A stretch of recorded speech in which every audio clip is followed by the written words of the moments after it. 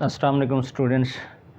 آج کا جو ہمارا نیکسٹ ٹاپک ہے مطالعہ پاکستان جماعت نہم باب نمبر 1 پاکستان کی نظریاتی اساس۔ اس سے پہلے ہم پڑھ چکے ہیں کہ اسلامک ویلیوز مطلب کہ اسلامی اقدار، اس کے بارے میں ڈسکس کر چکے ہیں۔ اور آج کا جو ہمارا ٹاپک ہے اسٹوڈنٹس، نظریہ اسلام کے حوالے سے نظریہ پاکستان کی جو بنیاد بنا اس حوالے سے کہ مسلمان مسلحین مطلب کہ مسلم ریفارمرز کا کیا کردار رہا۔ مسلمان مسلحین کا کیا مطلب کہ مسلمانوں کے جو لیڈر تھے تو ان کا نظریہ پاکستان کے حوالے سے کیا کردار رہا، اس کے حوالے سے آج ہم نے ڈسکس کرنا ہے۔ مسلمان مسلحین مطلب کہ مسلم ریفارمرز انگلش میں اس کو کہتے ہیں۔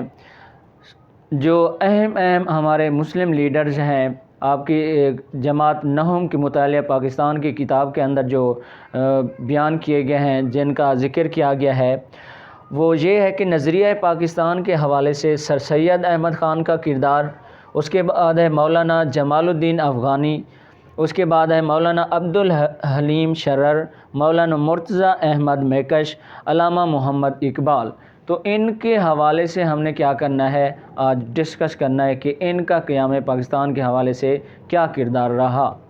تو سب سے پہلے ہمارے پاس آتا ہے کہ سر سید احمد خان کا قیام پاکستان کے حوالے سے نظریہ پاکستان کے حوالے سے کیا کردار رہا، مسلمانوں کے حوالے سے ان کا کیا کردار رہا۔ تو سب سے پہلے ہمارے پاس سر سید احمد خان کہ انہوں نے 1867 کے اندر کیا کہا، اس حوالے سے نظریہ پاکستان کے حوالے سے یا مسلمانوں کے حوالے سے، ہندو مسلم اتحاد کے حوالے سے، تو سر سید احمد خان نے 1867 کے اندر کہا کہ فرمایا کہ مسلمان اور ہندو دو الگ الگ قومیں ہیں اور ایک دوسرے کے اندر جذب نہیں ہو سکتی۔ یہ سر سید احمد خان نے 1867 کے اندر کہا۔ سر سید احمد خان نے 1867 کے اندر کیوں کہا، یہ بات کیوں فرمائی کہ مسلمان اور ہندو جو ہیں دو الگ الگ قومیں ہیں اور ایک دوسرے کے اندر جذب نہیں ہو سکتی۔ تو 1868 کے اندر جو ہوا ہندی اردو تنازع کہ ہندو زبان اور اردو زبان کا تنازع ہوا کہ برصغیر کے اندر جو ہے اردو کی بجائے ہندی زبان رائج کرنے کی کوششیں کی جانے لگی اور رائج کی جانے لگی ہندی زبان اردو کی جگہ پہ، کیونکہ اردو جو ہے شروع سے ہی برصغیر کے اندر مسلمان بادشاہوں کی جو ہے زبان رہی، فارسی زبان رہی، اور اردو زبان جو ہے مسلمانوں کے لیے کیونکہ قرآنی طور طریقے سے لکھی جاتی تھی، اس حوالے سے ہے جو ہے قرآن مجید جو کہ مسلمانوں کی ایک مقدس کتاب ہے، اس کا جو اردو زبان لکھنے کا رسم الخط تھا کہ لکھنے کا جو طریقہ تھا وہ قرآن مجید یعنی کہ عربی زبان کے رسم الخط سے ملتا جلتا تھا۔ اس حوالے سے جو ہے برصغیر کے اندر ہندو نے انگریزوں کے ساتھ مل کر اردو کی بجائے ہندی رائج کرنے کا مطالبہ کیا، اور انگریزوں نے جو ہے ہندوؤں کی بات مان بھی لی اور کافی جگہوں پہ جو ہے ہندی رائج کر دی گئی اردو کی جگہ۔ تو اس کو کہتے ہیں کہ 1867 کے اندر کیا ہوا، اردو ہندی تنازع، مطلب کہ اردو اور ہندی زبان کے رائج کرنے کے حوالے سے مسلمانوں اور ہندوؤں کے درمیان اختلافات ہوئے، اور سر سید احمد خان نے اس اردو ہندی تنازع کے بعد فرمایا کہ مسلمان اور ہندو دو الگ الگ قومیں ہیں جو کہ ایک دوسرے کے اندر جذب نہیں ہو سکتی۔ اس کے بعد ہے مولانا جمال الدین افغانی جنہوں نے 1879 کے اندر یہ فرمایا کہ مسلمانوں کے لیے ایک الگ ریاست قائم کی جائے، کہ مسلمان جو ہے دوسری قوموں سے ایک الگ قوم ہے، کیوں نہ ان کے لیے ایک الگ ریاست بنائی جائے۔ یہ مولانا جمال الدین افغانی نے 1879 کے اندر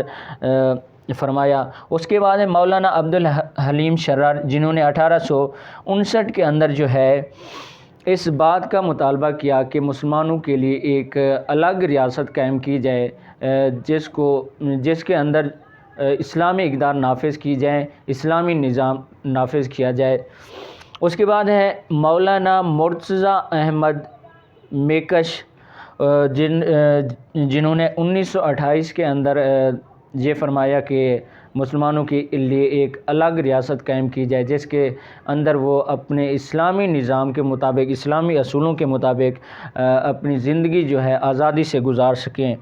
اس کے بعد ہے علامہ محمد اقبال، جنہوں نے 1930 کے اندر ایک الگ ریاست کا مطالبہ کیا۔ 1930 کے اندر انہوں نے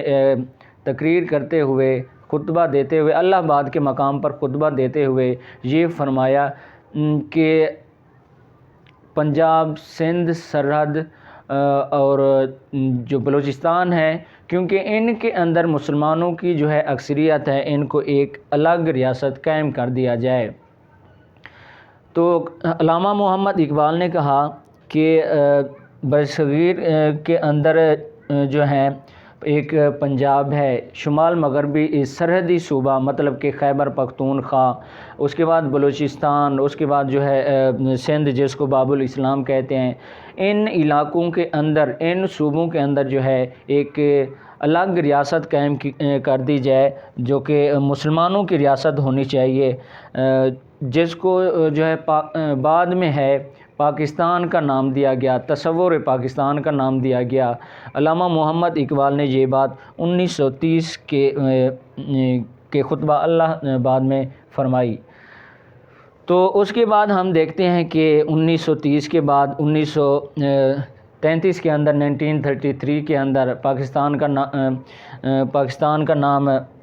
رکھا گیا۔ ان صوبوں کے حوالے سے یہ جو 4 صوبے ہیں ان کا نام پاکستان رکھا گیا، اور یہی 4 صوبے جو ہیں آج پاکستان کے اندر شامل ہیں، اور ایک آزاد اسلامی ریاست پاکستان قائم ہے انہی صوبوں پہ، جو کہ علامہ محمد اقبال نے خطبہ الہ آباد 1930 کے اندر فرمائی تھی۔ تو یہ تھے اسٹوڈنٹس مسلمان مسلحین، مسلم ریفارمرز کے نظریہ پاکستان کے حوالے سے، قیام پاکستان کے حوالے سے جنہوں نے کوششیں کی، جنہوں نے مسلمانوں کی رہنمائی کی، جنہوں نے الگ ریاست کا مطالبہ کیا، اور جنہوں نے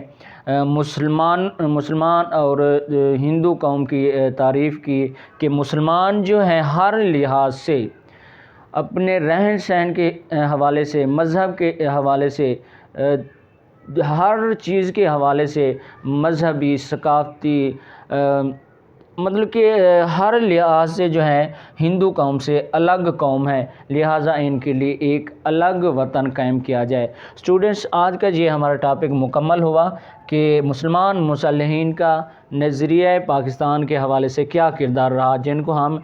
مسلم ریفارمرز کہتے ہیں۔ ان کے اندر یہ 4 پرسنالٹیز قابل ذکر ہیں۔ آپ کی 9th کلاس کے اندر انہی کے بارے میں ڈسکس کیا گیا ہے۔ سر سید احمد خان، مولانا جمال الدین افغانی، مولانا عبدالحلیم شرر، مولانا مرتضیٰ احمد میکش، علامہ محمد اقبال۔